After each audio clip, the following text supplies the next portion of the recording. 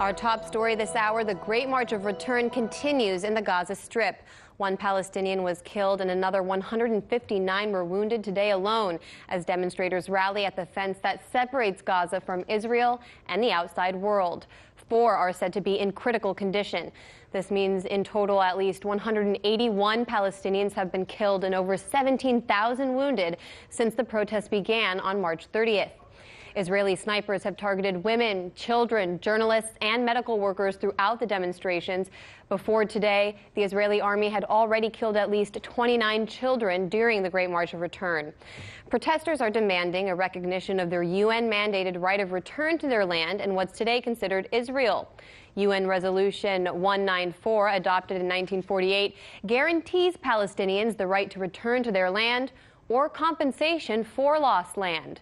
Fast forward to 2018, and instead, we see that Palestinian refugees are trapped in what former UK Prime Minister David Cameron described as an open-air prison, the Gaza Strip. The UN says that 1.1 million Gazans out of 1.9 million residents are in fact refugees whose homes are in present-day Israel. Gaza is one of the most densely populated strips of land on Earth.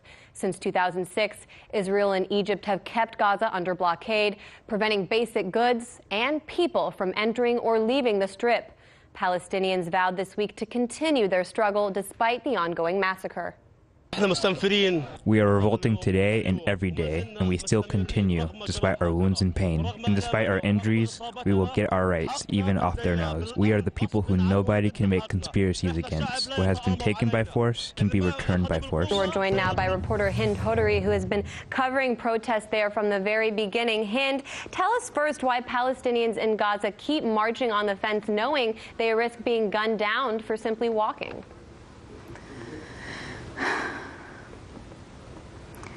Because Palestinians in Gaza Strip literally have nothing to lose. They have been living under blockade for more than 12 years. They have zero freedom of movement. They can't leave Gaza.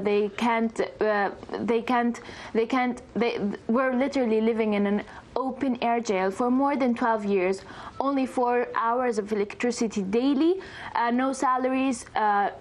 Unemployment rates are increasing, poverty rates are also increasing, and Palestinians are fed up. The situation in Gaza Strip is unbearable, especially since the beginning of 2018, where day by day the situation here is getting worse and worse, and Palestinians believe that marching to the fence is the only way that they can express all the unfair situation they have been going through, all the bad situation and the humanitarian crisis they have been daily going through for more than 12 years. Palestinians are marching and peacefully protesting to spread their voices and to spread their messages that they're fed up and they can't live under this situation anymore, and they're demanding the right of return, and they're also demanding to break the siege that has been imposed on Gaza Strip for more than 12 years. And Palestinians today have been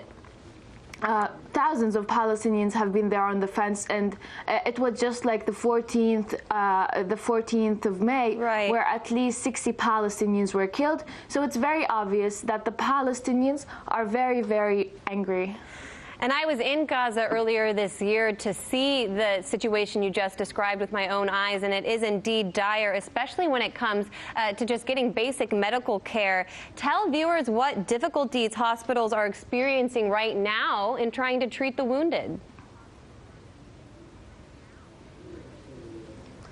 So before the Great March of Return and before the 30th of March, hospitals in Gaza have been going under severe crisis, where shortages of medicine, shortages of fuel due to the electricity cuts, doctors don't have their salaries, and the thing is, like, the hospitals are already going through very hard situations. So after the Great March of Return, more wounds are coming, very critical wounds, where the Israeli forces have been using very, very well-developed weapons, where they have been using explosive bullets against the Palestinian protesters. So it was very, very hard for all of the doctors and for the Palestinian Ministry of Health to cope with this, where every Thursday they ask some patients to leave because more injured people are coming every Friday. So now if we go to the hospital now, there will be crowds of people,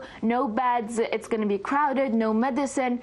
It's a very, very, very hard place to be in, where it's heartbreaking, and the situation in the Gaza hospitals are literally heartbreaking. And I reported when I was there about the fact that Israel often blocks people from receiving medical treatment outside of the Gaza Strip as well, making it very hard. We only have a little bit of time left, Hind, but the Trump administration decided in August to cut over $200 million in U.S. funding for the UN Relief and Works Agency for Palestinian refugees. How will this make life for you more difficult?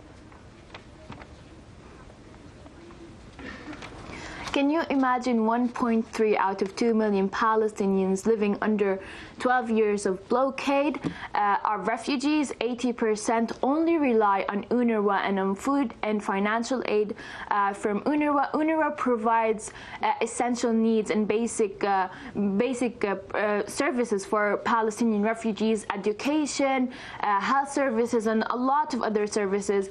And I have been reporting about this in the past weeks, and Palestinian refugees are very, very worried, and they say that they only rely on God and UNRWA, and if UNRWA disappeared, Palestinians in Gaza Strip, especially refugees, are going to starve and they won't find food, and this is going to increase the percentage of violence in the Palestinian region.